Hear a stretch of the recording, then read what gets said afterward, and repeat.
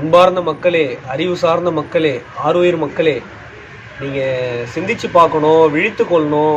இந்த குடிப்பழக்கத்துலேருந்து வெளியே வரணும். இந்த குடிப்பழக்கத்தால் உடல் நலத்துக்கு எவ்வளோ கேடு, நாட்டுக்கு கேடு, குடும்பத்துக்கு கேடுன்னு எவ்வளோ எழுதி போட்டிருக்காங்க, அந்த பாட்டிலில் எழுதி போட்டிருக்காங்க. இதெல்லாம் நம்ம சிந்திக்காமல், இதெல்லாம் விழித்து கொள்ளாமல் நம்ம உடல் உறுப்புகளை எவ்வளோ அழிச்சிடுது, நம்ம மூளையை அழிச்சிடுது, நம்ம கண் பார்வையை அழிச்சிடுது, நம்ம உயிரே போயிடுது. இந்த குடிப்பழக்கத்தால் எவ்வளோ கேடுகள். இப்போ நீங்கள் தாய் தகப்பனாக இருக்கீங்க, தகப்பனை பார்த்து பிள்ளை கெட்டு போகிறான், அந்த பிள்ளைகள்லாம் சீரழிஞ்சு போகுது. இதெல்லாம் நீங்கள் சிந்திக்கணும். ஒரு தகப்பன் சாணத்தில் இருந்துன்னு பிள்ளைக்கு நீங்கள் தீய பழக்கத்தை கற்றுக் கொடுக்கலாமா? தீய பழக்கத்துக்கு நீங்கள் வழிவகுக்கலாமா?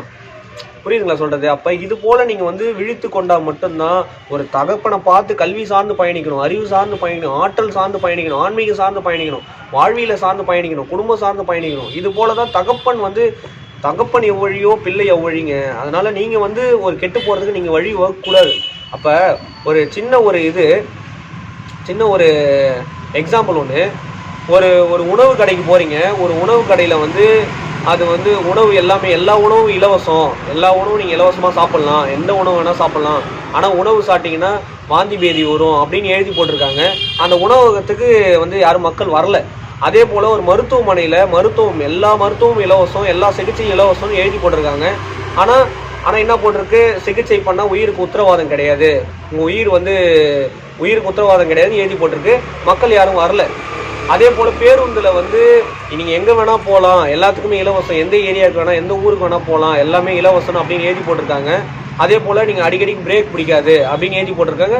வண்டிக்கு யாரும் வரல, பேருந்துக்கு யாரும் வரல. ஆனால் ஒரு குடி பாட்டிலில் மட்டும், மது பாட்டிலில் மட்டும் எழுதி போட்டிருக்காங்க, இந்த குடி இந்த உடலுக்கு கேடு, இந்த உடல் உறுப்புகளை அழிச்சிடும், நாட்டுக்கு கேடு, வீட்டுக்கு கேடுன்னு எழுதி போட்டிருக்காங்க.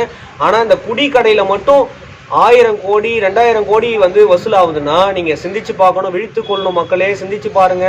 இந்த இடத்துல தான் நம்ம தவறு செய்கிறோம், இந்த இடத்துல தான் நம்ம விழுந்துடுறோமே, இந்த இடத்துல தான் நம்ம அறியாமை வேலை செய்யுது. சரிங்களா?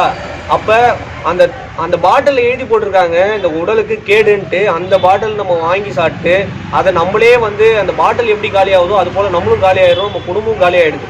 புரியுதுங்களா? ஒரு உறுப்புகளும் ஃபெயிலியர் ஆகுதுங்க. கிட்னி ஃபெயிலியர் ஆகுது, கண்ணு ஃபெயிலியர் ஆகுது, மூளை ஃபெயிலியர் ஆகுது, எல்லா உறுப்புகளும் ஃபெயிலியர் ஆகி வாழ்க்கையே ஃபெயிலியர் ஆகிடுது. இப்போ வாழ்க்கையே ஃபெயிலியர் ஆனதுக்கப்புறம் அந்த குடி, அப்போ இது எவ்வளோ பெரிய தீய பழக்கம். இது மற்றவங்களுக்கு இது ஒரு வழிகாட்டுமா?